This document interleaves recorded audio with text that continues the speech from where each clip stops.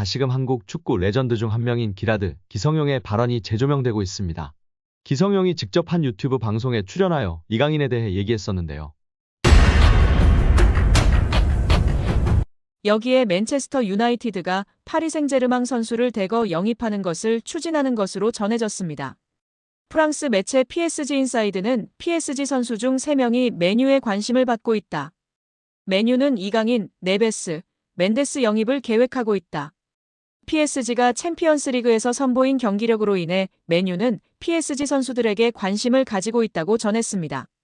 프랑스 매체 버풋볼 클럽은 21일 맨유 영입설이 있는 선수 중 멘데스는 PSG와 재계약 협상 중 맨유가 자신에게 관심을 보이자 맨유의 관심을 이용해 PSG에 더 높은 급여를 요구하기도 했다.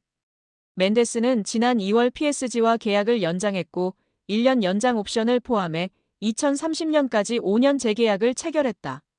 맨유는 멘데스와 PSG의 재계약에도 불구하고 멘데스 영입을 포기하지 않을 것이라고 언급했습니다. 이 매체는 PSG는 맨유가 영입을 원하는 3명의 선수 중에서 올 여름 이적 시장에선 이강인만 이적 가능하다는 뜻을 나타냈다. 멘데스와 네베스에 대해 PSG 경영진은 이적 불가라고 전했다고 덧붙였습니다. 이강인은 최근 맨유 이적설이 꾸준히 언급됐는데요. 다만 이강인은 다양한 이적설에도 불구하고 올 시즌 종료 이후에도 PSG에 잔류할 가능성도 주목받고 있습니다. 프랑스 매체 르파리지앵은 PSG의 캄포스 단장은 이강인과의 재계약을 자신의 우선순위 중 하나로 삼았다.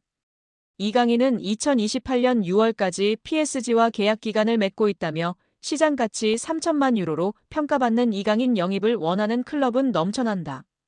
프리미어리그의 맨체스터 유나이티드와 크리스탈 팰리스가 이강인 영입을 위해 움직일 수도 있다고 언급했습니다.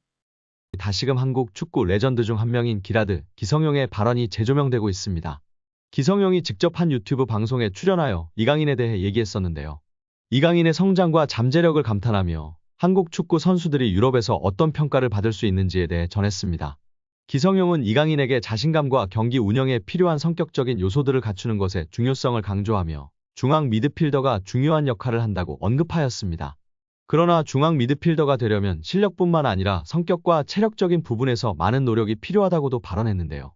기성용은 이강인이 발렌시아에서의 데뷔와 그의 성장을 언급하며 한국 선수들이 경기에서 더 많은 인정을 받고 유럽 리그에서 성공을 이룰 수 있기를 기대한다고 발언했었습니다. 기성용 선수가 이강인 선수에 대해 이야기한 점과 더불어 다양한 이강인 관련 소식 자세히 알아보도록 하겠습니다. 기성용 선수는 이강인 선수 데뷔 때를 먼저 언급했는데요. 강인이 같은 경우에는 어렸을 때부터 발렌시아에서 데뷔를 했잖아요. 그러니까 그 전에 이제 유스 시절 때 강인이가 어떻게 컸고 어떤 기량을 보여줬는지 보다는 저는 이것보다는 어쨌든 그 나이에 흥민이도 마찬가지고 그 어린 나이에 스페인이라는 무대에서 발렌시아잖아요. 이거는 정말 좋은 팀이잖아요. 발렌시아는 스페인 유스에서도 알아주는 명문팀이에요. 거기서 인정받고 대우받으며 데뷔했다는 것 자체가 이미 엄청나게 충격적인 사실이에요. 저는 외국에서 생활을 해서 더욱 와닿았어요. 정말 엄청나게 충격적이었어요. 그리고 이제 그 강인이의 플레이를 보면서 이 친구가 이렇게 볼을 차는구나라는 거를 봤을 때 두 번째 충격을 받았어요.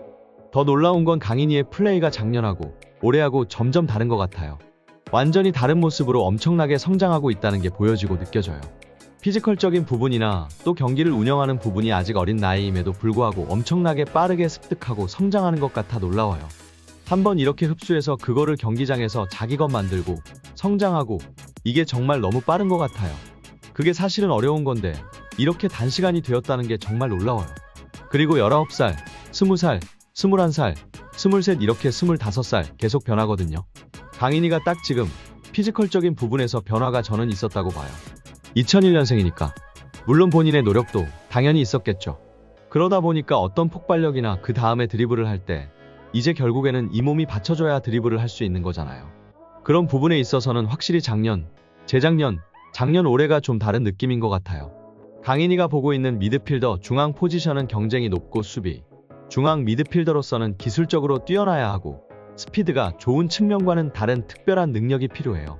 미드필더는 공격과 수비를 동시에 수행하며 경기 운영의 핵심적인 역할을 해요. 미드필더는 중앙과 사이드에 유리한 시야를 가지고 있어 팀의 빌드업 및 수비에 기여해야 해요. 최근에는 수비적이면서도 공격적이고 영리한 미드필더들이 선호되고 있는 것 같아요. 하지만 이러한 역할은 위험을 감수해야 하기 때문에 풀어나오는 것이 어렵고 점수를 받는 것도 무척이나 힘들다며 미드필더 역할의 중요성, 어려움을 이야기했습니다. 이를 통해 이강인 선수가 중용받는 이유도 명확하게 알 수 있었던 것 같습니다. 현대 축구에서 가장 중요시 되고 있는 볼간수와 탈압박이 가장 장점인 이강인 선수이기 때문에 중용받을 수밖에 없고, 여기에 기술적 우위와 적극적인 수비가담까지 있으니 정말 엔리케 감독이 사랑하지 않을 수 없을 것 같습니다. 여기에 기술적 우위와 적극적인 수비가담까지 있으니 정말 엔리케 감독이 사랑하지 않을 수 없을 것 같습니다. 여기에 뉴캐슬이 김민재와 이강인을 동시에 주목하고 있다고 알려지며 화제입니다. 김민재는 여름 이적 시장이 다가오는 가운데 이적설에 휩싸였습니다. 아킬레스건 부상을 당했음에도 온전히 회복을 하지 못하며 계속해서 경기를 뛰면서 점차 경기력이 떨어졌고 자연스레 이적 가능성이 전해졌습니다. 독일 FCB 차이퉁은 첼시뿐 아니라 뉴캐슬과 유벤투스도 김민재를 주시하고 있다고 설명했습니다. 특히 글로벌 매체 포포투는 24일 뉴캐슬은 김민재의 에이전트와 구체적인 대화를 나눴다. 뮌헨은 적절한 금액이 제시되면 김민재와 이별할 것이다라고 전했습니다. 매체에 따르면 뮌헨은 김민재의 몸값으로 5,500만 유로 약 890억 원에서 6천만 유로 약 970억 원을 요구하고 있습니다. 뉴캐슬의 김민재 영입설이 더욱 흥미로운 이유는 이강인에게도 관심을 보이기 때문인데요. 이강인도 김민재와 마찬가지로 이적 가능성이 계속해서 전해지고 있습니다. 이강인은 실제로 지난 겨울부터 여러 클럽에 관심을 받았고 뉴캐슬의 이름도 포함이 됐었습니다. 당시에는 PSG가 이강인을 매각하지 않기로 결정하면서 모든 제안을 거절, 이강인은 프랑스 리그에 남게 됐습니다. 하지만 겨울 이후 이강인의 상황이 달라졌는데요. 이강인은 주전 경쟁에서 밀리며 좀처럼 선발로 나서지 못했고 자연스레 PSG를 떠날 것이란 전망이 전해졌습니다. 최근에는 재계약도 다시 언급됐습니다. 프랑스 푸실은 PSG의 루이스 캄포스 단장은 이강인과의 재계약을 우선순위로 고려하고 있다고 했습니다. 그러나 영국 기브미 스포츠는 PSG는 이강인의 이적료로 4천만 파운드 약 750억 원을 원하고 있으며 현재 뉴캐슬과 크리스탈 팰리스, 맨체스터 유나이티드가 지속적으로 이강인을 추적하고 있다고 설명했습니다.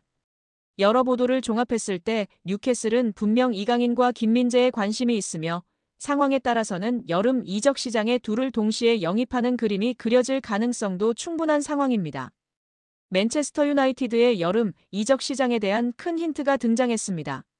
맨유 유스 출신 공격수 알레한드로 가르나초가 입주한 지 1년 여밖에 되지 않은 자신의 고급 주택을 부동산에 매물로 내놓았다는 것인데요.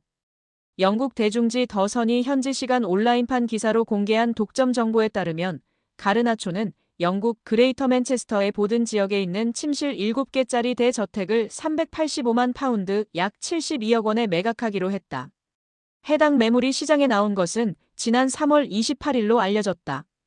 가르나초는 지난해 4월 자신의 파트너 에바, 1살 된 아들 엔소와 함께 해당 저택으로 이사했다. 매입 당시 가격은 380만 4천 파운드. 1년도 채 되지 않아 매각한 이유는 차익을 위해서가 아니다. 라고 전했습니다. 이어 더선은 가르나초가 자신의 저택을 매각하려는 이유가 올여름 맨유를 떠나기 위한 준비로 여겨진다고 추측했습니다. 실제로 가르나초는 후배 아모린 감독이 올 시즌 중도 부임한 이후 꾸준히 이적설의 주인공이 됐습니다. 에릭 텐하흐 전임 감독 체제에서 중용됐으나 아모린 감독 부임과 함께 입지가 흔들렸는데요. 최근 다시 주요 경기에 출전하고 있으나 지난 1월 이적 시장 기간에 첼시, 나폴리 등과 이적 협의가 진행되기도 했습니다. 맨유는 지난 수년간 누적된 적자로 인해 재정난에 시달리고 있기도 합니다. 맨유는 아모린 감독이 원하는 유형의 선수를 영입하기 위해 기존 선수 매각을 추진 중이며 현재 에스턴 빌라로 임대된 마커스 레시포드를 비롯해 자체 유소년 팀 출신 선수들의 매각이 장부상 순이익으로 처리되어 재정 건전성 규정 충족에 큰 도움이 된다고 보고 있습니다. 레시포드와 달리 가르나초는 그동안 맨유의 미래 자원으로 기대를 모았으나 아모린 감독은 기복을 보이는 가르나초를 정리하려는 생각을 가진 것으로 알려졌습니다. 맨유는 최근 2선 공격수 영입에 대한민국 대표 미드필더 이강인과 연결됐는데요.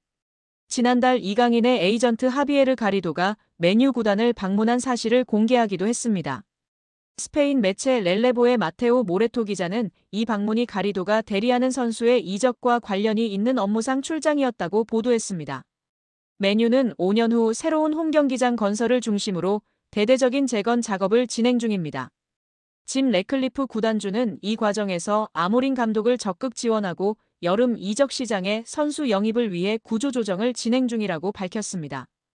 아시아 시장 마케팅 효과를 위한 이강인 영입 가능성이 유럽 현지에서 제기되고 있는 가운데 이강인과 포지션이 겹치는 가르나초의 이적설은 주목할 만한 상황이라는 평가입니다.